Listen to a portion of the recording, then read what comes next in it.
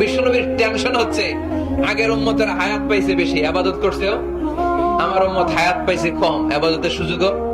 আরে আমার উম্মতের কি হবে, আমার উম্মতের কি হবে? এই নবী তো এমন নবী, সব নবীকে আল্লাহ একটা দোয়া করার সুযোগ দিয়েছিলেন, যে দোয়াটা করা মাত্রই কবুল।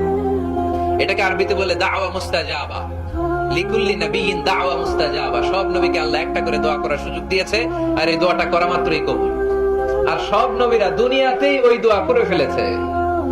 আল্লাহ রাসূল সাল্লাল্লাহু আলাইহি ওয়াসাল্লাম বলেছেন, ওয়া ইন্নী আখতাবিউ দাওয়াতি শাফাআতান লি উম্মতি ইয়াউমাল কিয়ামা। ওই দোয়াটা আমি দুনিয়ায় করি নাই, ওই দোয়াটা আমি তোমাদের জন্য কিয়ামতের ময়দানে যাতে তোমাদেরকে সুপারিশ করে জান্নাতে ঢুকাতে পারি, ওই জন্য রেখে দিয়েছি। কত কষ্টে বিষ্ণু ইসলাম ছিলেন, খাবার ছিল না, পেটে পাথর বেঁধেছেন। যদি বলতেন আল্লাহ ওই দোয়াটা করলাম, আপনি খাবার দেন, জান্নাতের খাবার পাঠাই দিত কে? উহুদের ময়দানে দাঁত ভেঙেছেন, রক্ত ঝরেছে, যদি দোয়াটা করতেন